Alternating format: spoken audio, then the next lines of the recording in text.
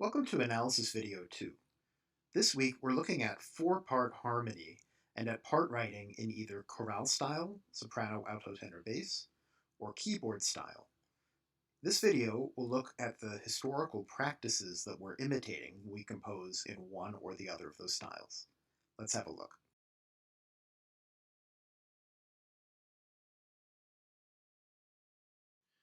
In the last video, we looked at a piece that I referred to as Chorale Number 80 by Johann Sebastian Bach.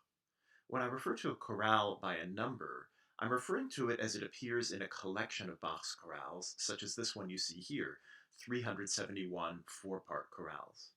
But Bach never set out to write a book full of chorales. The chorales appear in different compositions, particularly in cantatas, and then they were collected into books for study purposes. For well over a century, many musicians have turned to Bach's chorales as a touchstone for the analysis of harmony. But where does chorale practice come from? To understand that, we need to go back a little bit further. When Bach was employed as a composer for the Lutheran Church, one of his major responsibilities was to compose cantatas for religious services. Often, the cantatas culminate in a chorale in which the entire congregation sings together in four-part harmony to express a particular religious message together. In writing a chorale, Bach took an existing melody as the soprano and composed the alto, tenor, and bass for a four-part harmonization. In fact, this process of chorale melody harmonization was an important part of the training that he offered his own students. On the right, we have a chorale melody that Bach set in one of his earliest cantatas. It was written by Martin Luther and Johann Walter, and is based on a much earlier melody shown on the left, an Easter plain chant called Victimae Paschali Laudes, which sounds like this. Victimae Paschali Laudes, in volem Christi agni. Luther and Walter's melody on the right begins much the same way, so Victimae Paschali Laudes turns into Christ lag in todesbanden. You probably noticed that neither of these versions of the melody really sounds like it's in a major or minor key, because this music was written before the development of tonality. We could describe this as modal music, which came before tonality. So, Luther and Walter added a German text on an Easter theme, Christ lag in Todesbanden, meaning Christ lay in the bonds of death.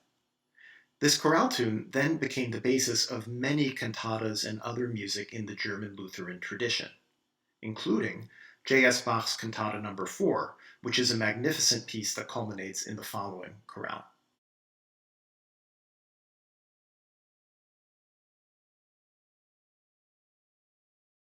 Bach's chorale is shown here on the right, notated in what's called open score. That simply means that each voice is written on a separate staff, soprano, alto, tenor, bass. As we listen, can you hear that Bach's chorale melody is based on the Luther and Walter shown on the left? Here's a hint. Luther and Walter composed their tune long before the major and minor system of tonality had been invented. So, Bach had to adapt their melody to make it fit in a minor key.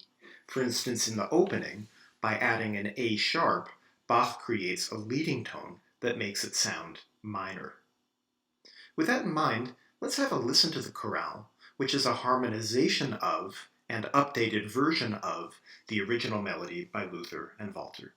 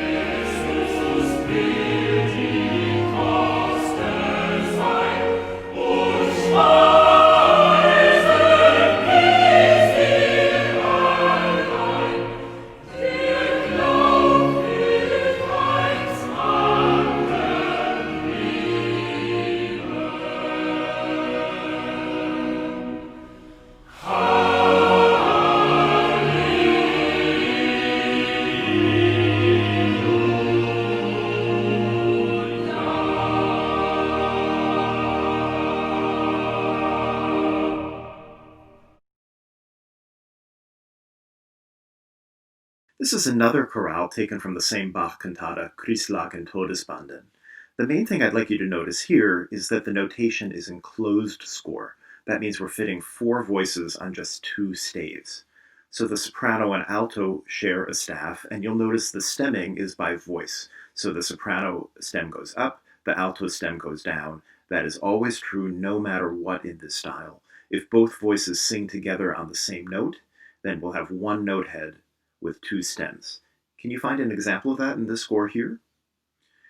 The other thing to mention, the Bach chorale we looked at just a moment ago was written pretty much in mostly quarter notes, a few eighth notes here and there. But take a look at this setting here. Many more eighth notes, more sixteenths, so this represents a somewhat more ornate or elaborate setting by Bach.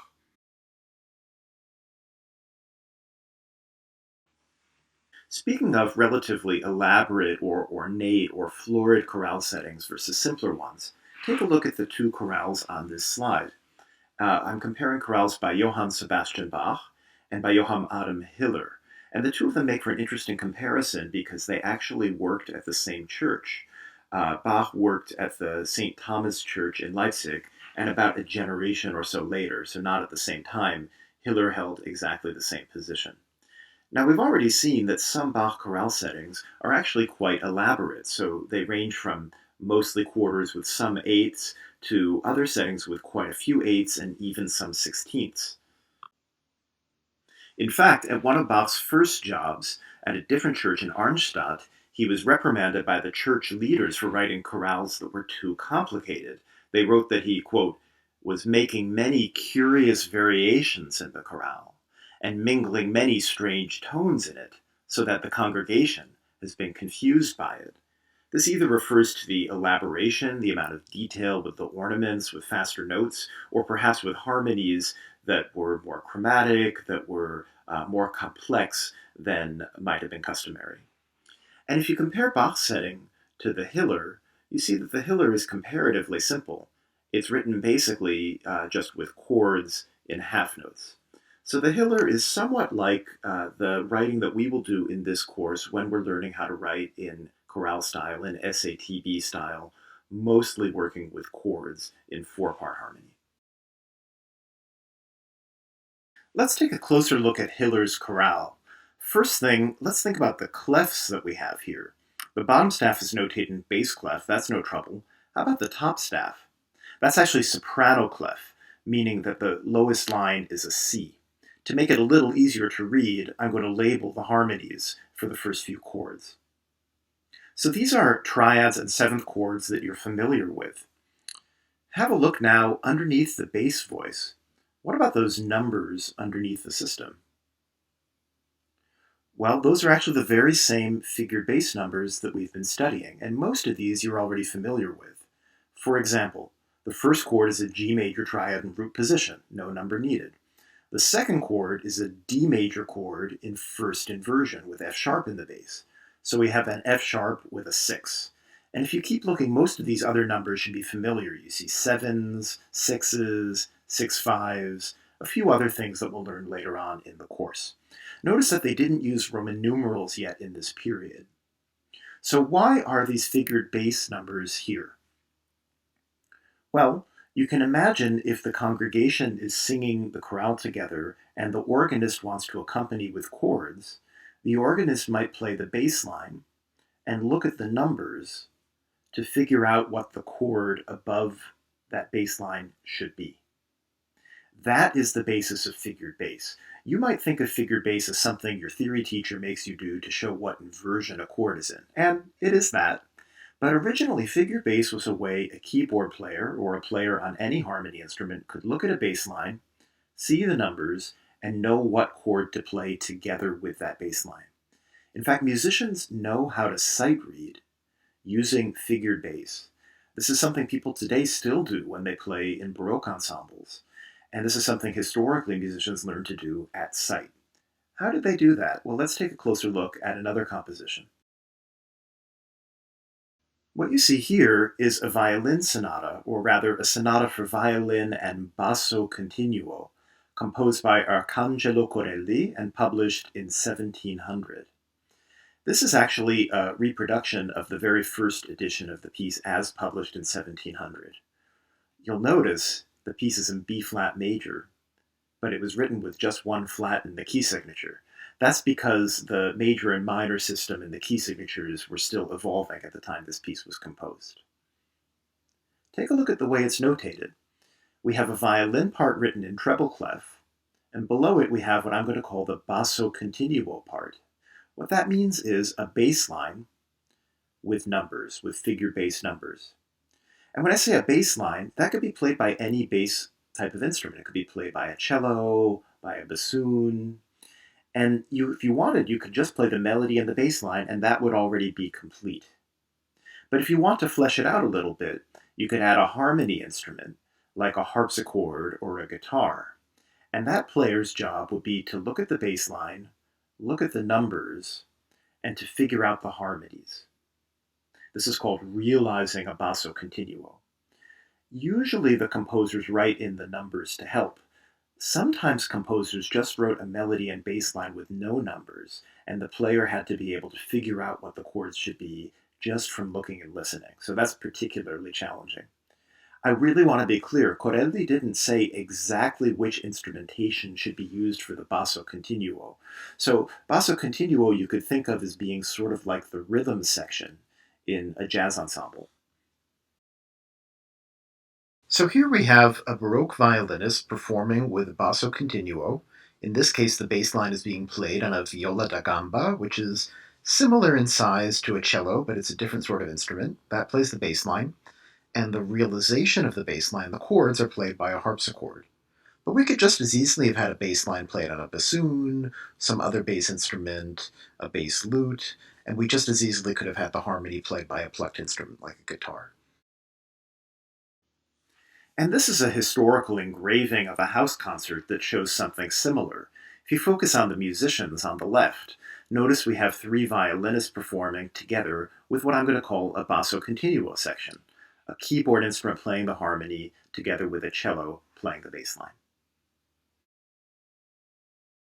So returning to the Corelli Sonata, let's listen to a recording of the opening.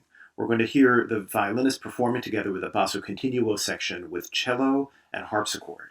That means the cellist plays the bass line as written by Corelli, and the harpsichord realizes that bass line, or plays the chords that are indicated by the figured bass. I really want to underscore that the harpsichord is doing a certain kind of improvisation, since not all the notes are given. And along that same point, the violinist doesn't limit to just playing the notes written by Corelli either. You're going to hear that the violin adds ornaments not indicated by Corelli. That was very typical for this style.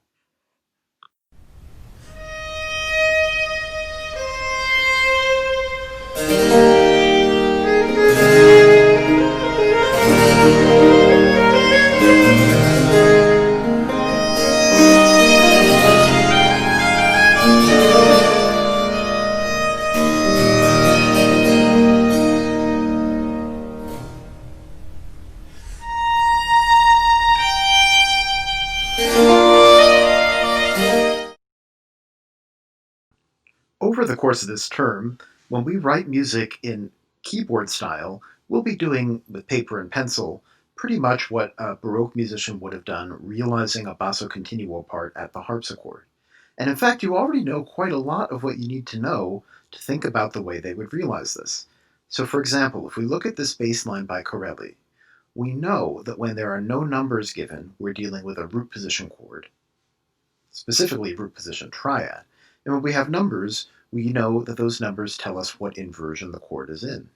So for example, at the end of the first measure, the F in the bass, that's a root position triad, F-A-C. We're in the key of B flat major, so that's going to be a 5 chord. On the following downbeat, we have a D in the bass, but the 6 tells us that chord is in first inversion. Okay, if D is the third of a chord, the root would have to be B flat. So that's a 1 chord in first inversion, a 1-6 chord, and so on. We could do this all the way through for each of the chords, and we'd end up with an analysis something like this.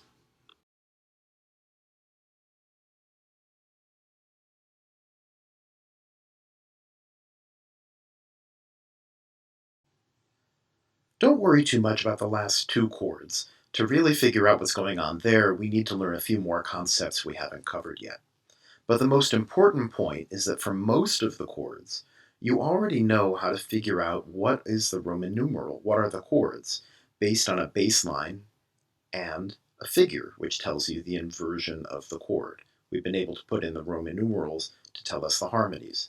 And once we have that, we are going to be learning how to realize or how to compose a right hand in keyboard style that fleshes out these chords. There's one little detail I've skipped over, but that you might have noticed. At the very end of bar 2, notice the A in the bass.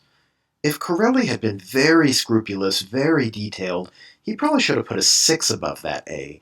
That really would have made it very clear that the chord he wants there is a 5-6 chord. Why didn't he write a 6 there?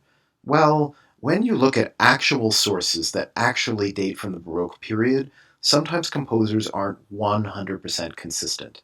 So a harpsichordist playing from this would have had to decide, should I play that A with no chord, treat the A as what's called an embellishing tone or a passing tone, or should I try to guess what chord fits there? In this case, I guessed that the chord should be 5-6. That's sort of what we have to deal with when we're managing with actual historical sources that are a little bit messy, a little bit inconsistent. I promise you in this course, I will not throw you this sort of a curveball. If I give you a figure baseline to realize, I promise to give you all of the figures.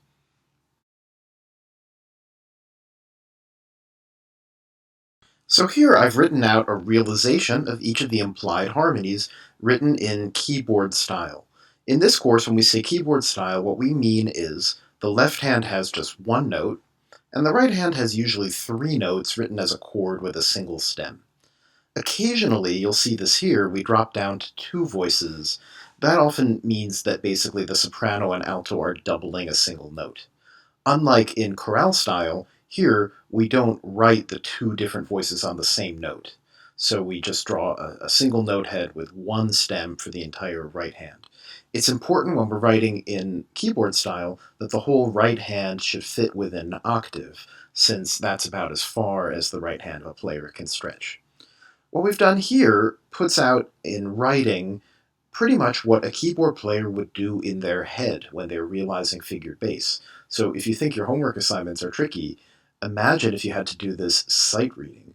That's what somebody trained in this process would do. The last thing I want to clarify before we listen to the example again, what we've written out here is what I might describe as a sort of simplified version of what a keyboard player might play. In practice, harpsichordists are free to play more notes than we have here. They're free to play an entire chord in their left hand and an entire chord in their right hand. A harpsichord doesn't control its dynamics the same way as a piano does, so if they want to play a big full chord, they need lots of notes in both hands. That's what happens when actual harpsichordists perform. But in our class, since we're not learning to be harpsichordists, we're learning to do music theory, we're going to stick with this slightly simplified version. It's sort of like an academic version of continuo playing. So we're going to stick with a maximum of three notes in the right hand. Usually three notes in the right hand, occasionally two. So let's have another listen. You can compare the realization I've written out with what an actual harpsichordist plays.